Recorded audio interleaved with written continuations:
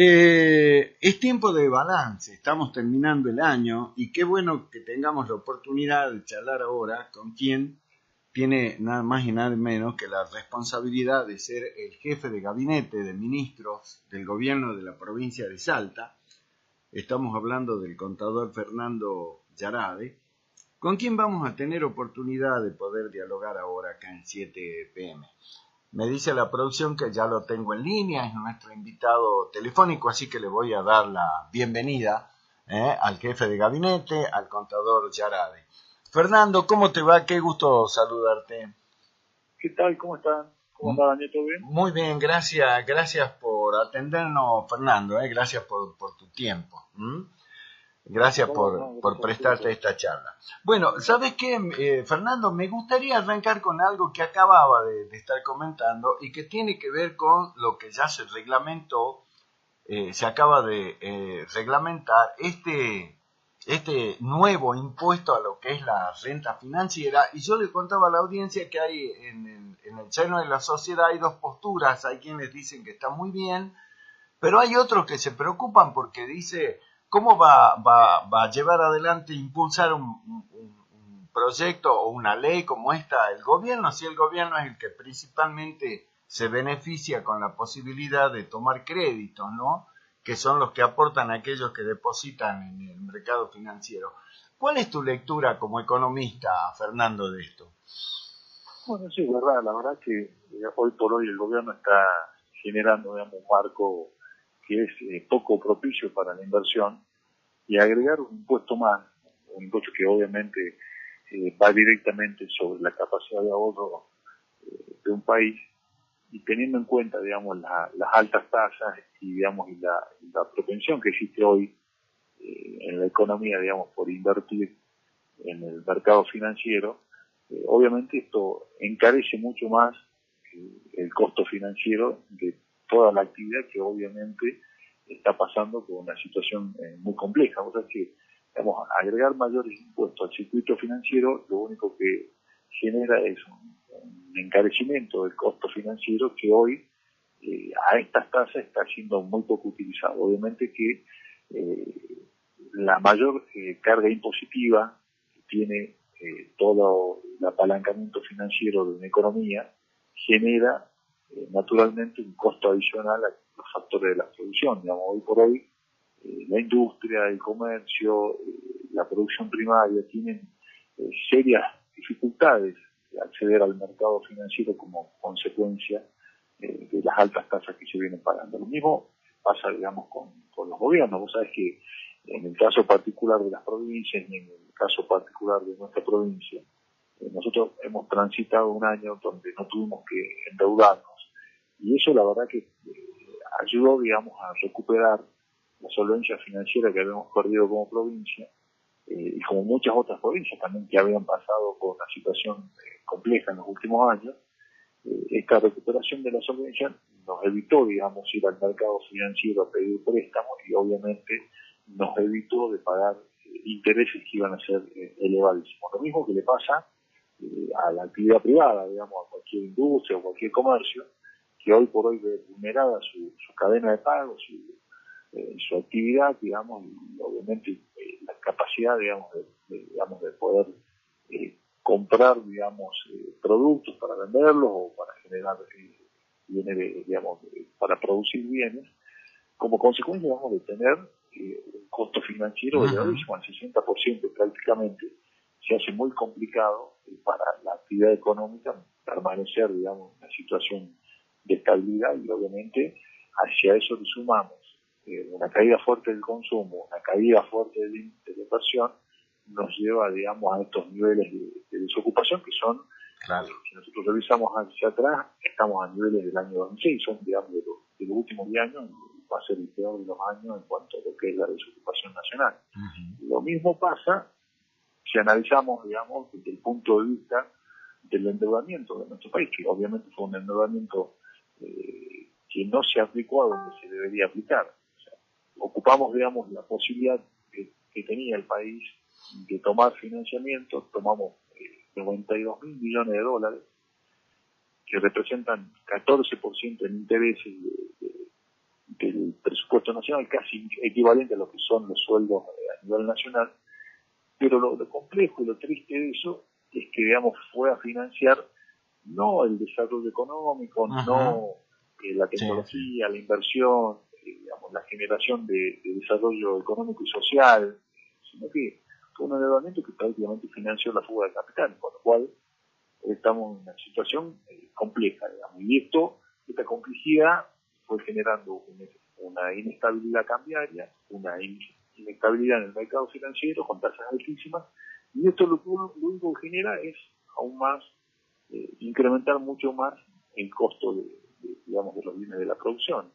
Obviamente, el acceso, digamos, al mercado financiero se va a encarecer. Y obviamente, a algunos sectores lo va a atentar, digamos, a la informalidad de la economía. Hay muchos sectores, digamos, que no están grabados, digamos, tienen que pasar a estar grabados, no van a volcar, digamos, sus recursos a la inversión, sino que directamente es muy probable, digamos, que busquen otras herramientas financieras o si no se vayan a las monedas más duras como el dólar. Como el dólar, claro, pero es un poco como lógico, ¿no? Yo creo, bueno, que no hace falta hilar demasiado fino, ser un economista como en el caso tuyo, Fernando, pero es como que el gobierno no está mirando estas cosas justamente ahora cuando vos bien lo decías recién.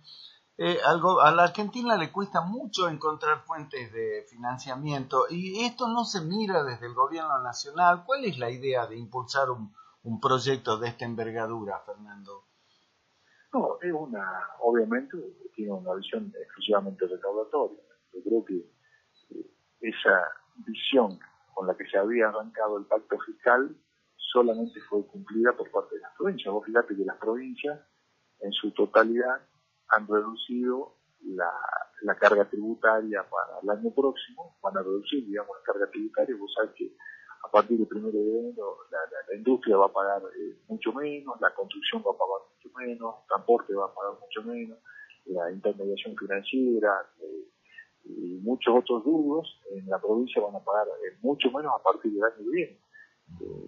Es casi, digamos, exactamente lo contrario de lo que viene pasando en la estructura, digamos, tributaria a nivel nacional, que tiene obviamente una presión tributaria elevadísima. O sea, que la presión tributaria de nuestro país es una presión tributaria similar a los países muy desarrollados como los países nórdicos. Lo que pasa es que, digamos, si vos tomás un país nórdico como Islandia, Noruega, Finlandia, la gran diferencia es que, digamos, sí tienen una presión tributaria muy buena, muy grande, muy alta, digamos, y lo que pasa es que, digamos, la contraprestación que recibe la comunidad, digamos, como inversión desde el Estado digamos, hacia los servicios públicos, es excepcional, digamos, tiene una salud de calidad, una educación extraordinaria, una inversión en rutas, caminos, infraestructura que le permite el desarrollo económico que es inigualable. Entonces, hay países que pueden combinar las dos cosas, sí, una fuerte presión tributaria, pero también una calidad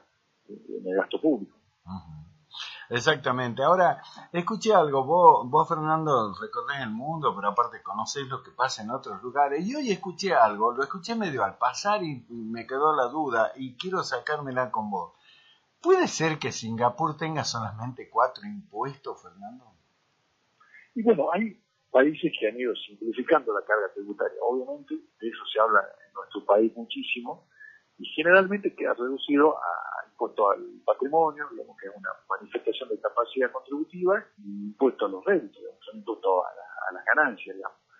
Y en muy pocos países, digamos, existe la figura de impuestos como los que tenemos nosotros, por ejemplo, impuestos al débito y crédito bancario, muchos otros impuestos que obviamente generan una gran divergencia cuando uno compara, digamos, la competitividad de un país con la competitividad de otro. Yo analizaba, por ejemplo, el otro día un informe, leía, digamos, un informe del sector automotriz, y vos sabés que, digamos, nuestro país, con respecto de Marqués muy lejos, respecto a Chile y respecto a México, el costo impositivo encarece casi más del 20%, digamos, la fabricación de vehículos en nuestro país respecto a otros. Y además, obviamente, hay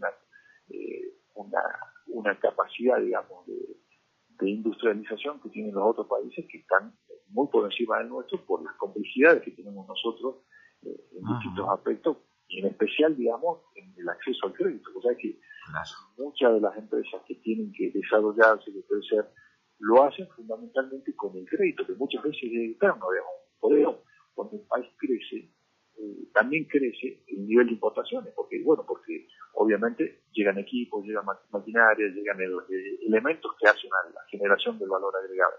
Y eso en nuestro país se complejiza también por tener este riesgo país que tenemos en este momento. Vos sabés que tenemos el riesgo país casi, digamos, oscilando en 850 puntos básicos. En realidad, ¿qué quiere decir? Que nuestro país tiene casi 8,5% de castigo adicional respecto, digamos, del bono del tesoro de los Estados Unidos. Respecto, digamos, de otros países, estamos 4, 5, 6 puntos por encima solamente si tenemos en cuenta el riesgo país. Entonces, el financiamiento, tanto para el sector público como para el sector privado, en estos años se hizo realmente muy costoso y no supimos aprovechar la posibilidad o la ventana que teníamos en el mercado financiero de tomar ese financiamiento que efectivamente se tomó, pero aplicarlo al desarrollo productivo y social.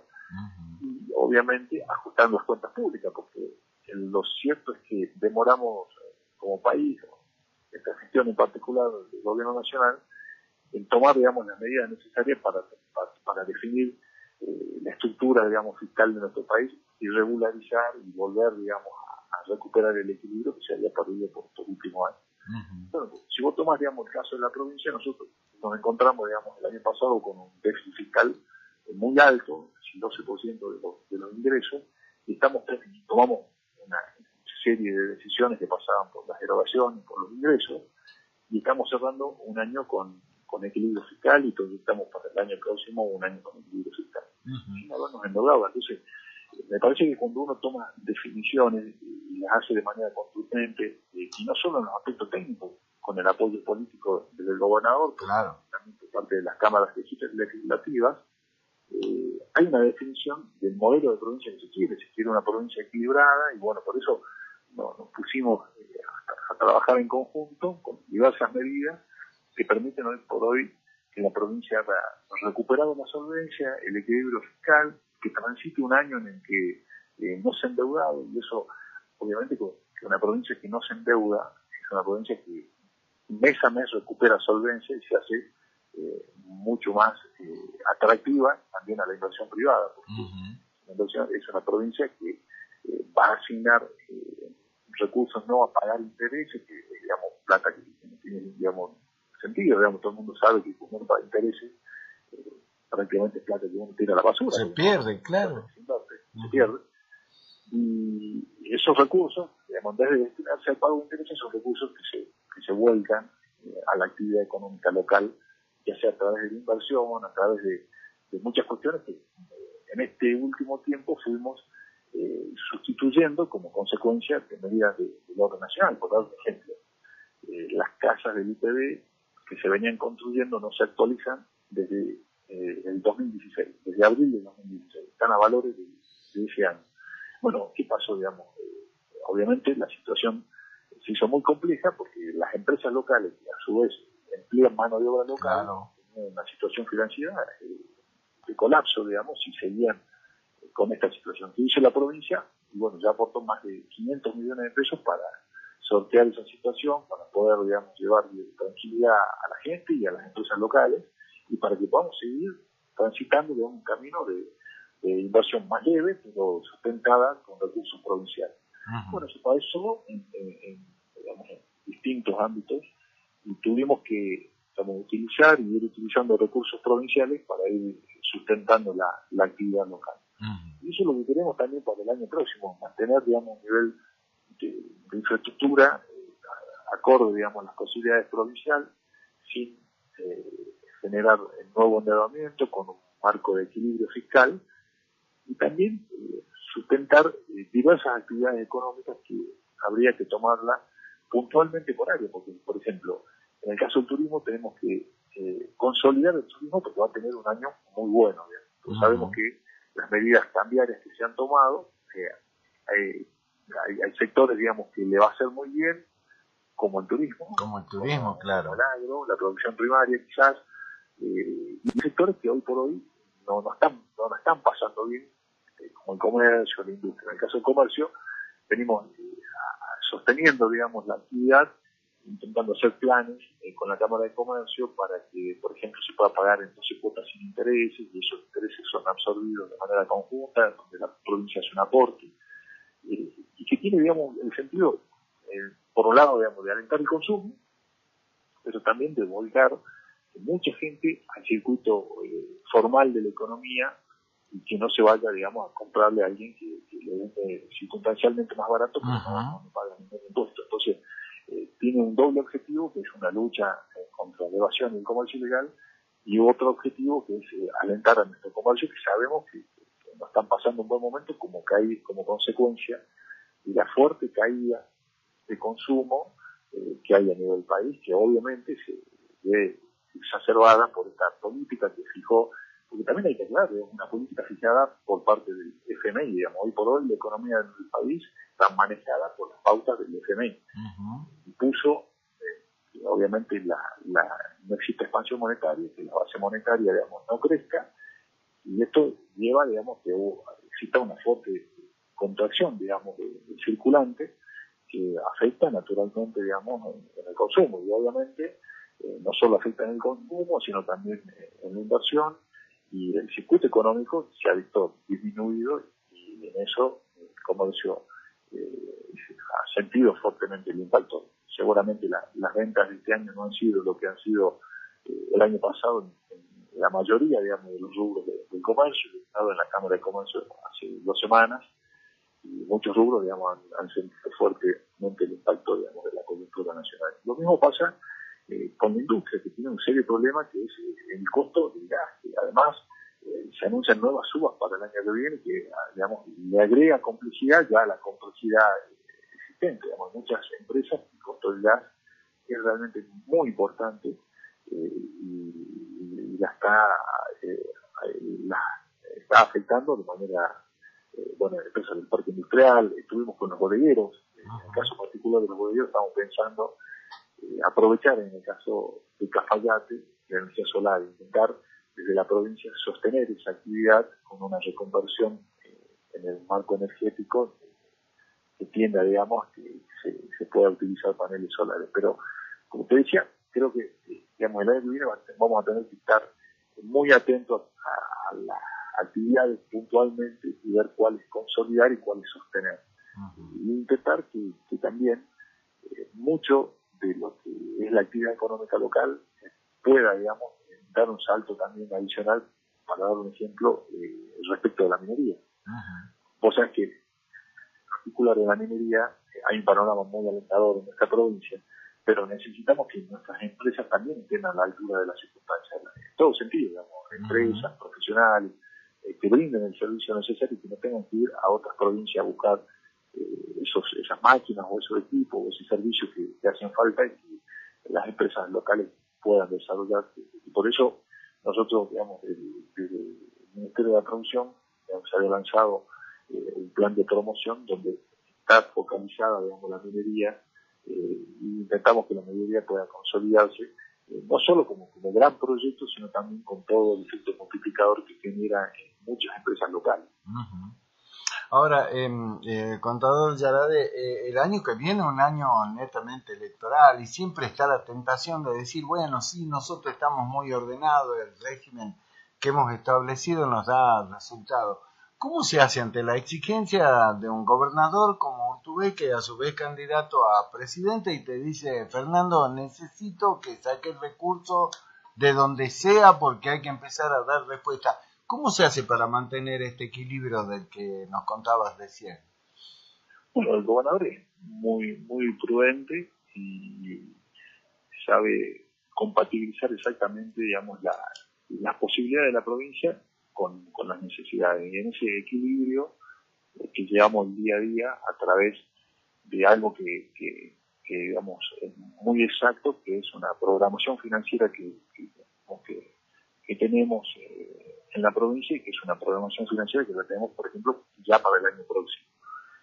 viendo, digamos, todos los vaivenes que hay, las necesidades, las emergencias, las distintas circunstancias que se van dando en la provincia, nosotros vamos modificando y obviamente a medida que van, digamos, ingresando los recursos, también, digamos, es un análisis que se hace por el lado de los recursos y por el lado de la erogación.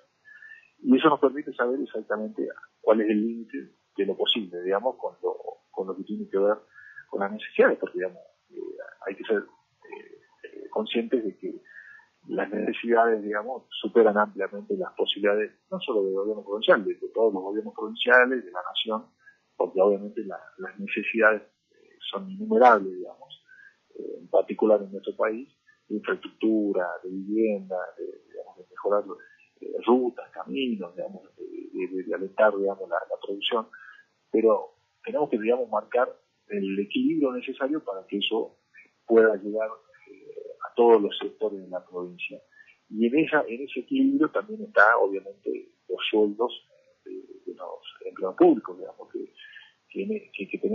tiene que haber un justo equilibrio entre lo que el Estado gasta en las funciones básicas del Estado, en sueldos, que es la gente, digamos, que tiene garantizada su estabilidad para siempre y tiene, digamos, garantizado los salarios, y todos aquellos salteños comprovincianos que ven la acción del Estado de otra manera, digamos, desde otro punto de vista, que es cómo el Estado le llega mejorando su ruta, su camino, llevando agua potable, llevando un tendido de luz, y es por eso que en ese equilibrio el Estado tiene que llegarles a todos y tenemos que buscar digamos, que sea una conjunción lo más perfecta posible para que también, digamos, muchos departamentos, municipios que no han logrado el desarrollo en algunas cuestiones que son básicas, digamos, como cloacas, energía eléctrica, agua potable, puedan tenerla. Y en eso hubo una visión muy social del gobernador, intentando, digamos, llevar equidad y hacer que la provincia crezca de manera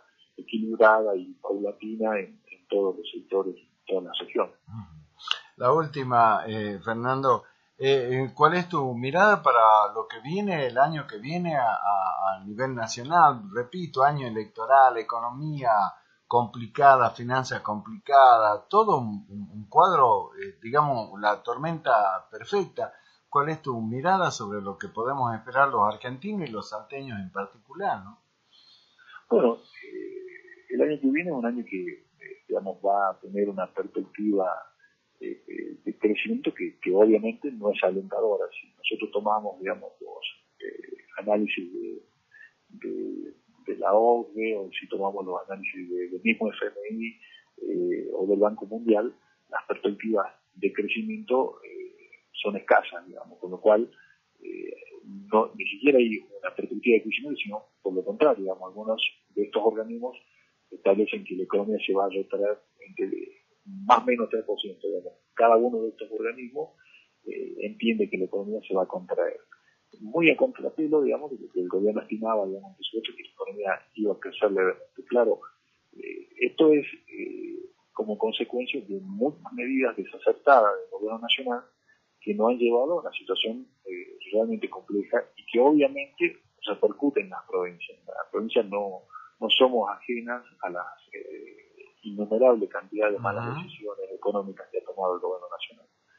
En ese sentido, no ha funcionado. Si nosotros quisiéramos rescatar algo bueno dentro de todas las malas decisiones económicas, que es, digamos, un catálogo prácticamente, digamos, del gobierno nacional, podríamos decir, bueno, la inserción del país en el mundo fue una buena decisión, y yo coincido que es una buena decisión porque se ha reinsertado en el mundo. Lo que pasa que encontró un mundo, digamos, no propicio, digamos, para esa reinserción, o no en el momento exacto, digamos, porque Estados Unidos estaba, digamos, en un momento, digamos, donde estaba generando un marco de proteccionismo mayor, con conflictividades con China, con también complejidades en el resto de los países donde nosotros reportamos, con lo cual, digamos, esta reapertura no fue, digamos, la esperada, porque obviamente encontró, digamos, al resto, digamos, de los países que más influyen en la economía local con serias complejidades.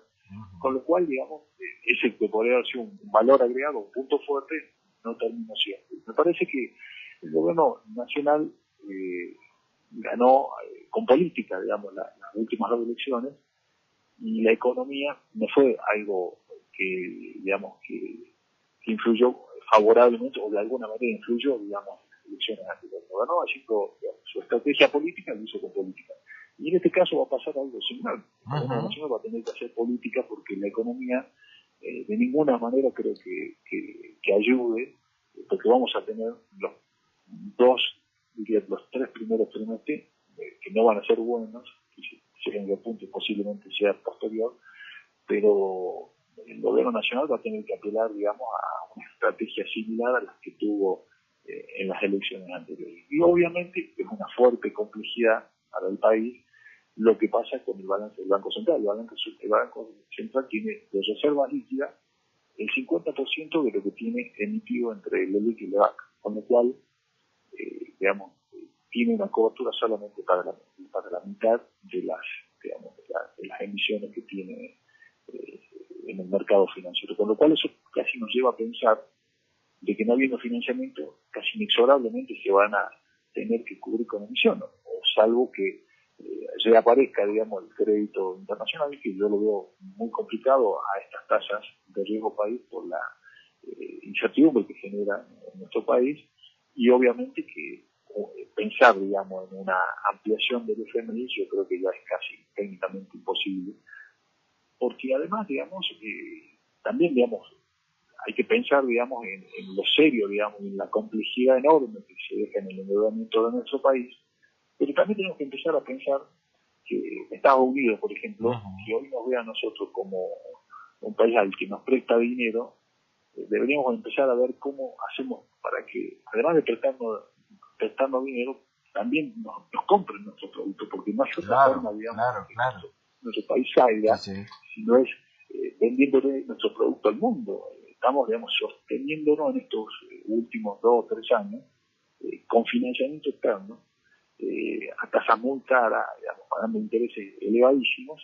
y la realidad es que no hemos logrado activar nuestra economía para poder pagar esto que estamos endeudándonos día a día. Con lo cual, el panorama obviamente es, digamos, en un marco, digamos, donde la provincia va a intentar, digamos, como lo hizo este año, en un marco de mucha adversidad, buscar la calidad de los actos públicos para que todos los sectores puedan seguir sosteniendo y atravesando una situación que no es, digamos, del todo simple, digamos, entendiendo que en muchos sectores de la economía hay serias complicaciones. Pero vamos a intentar que podamos llevar las herramientas necesarias para que la provincia siga avanzando y de pie como lo viene haciendo, aún en un marco y en un contexto de adversidad.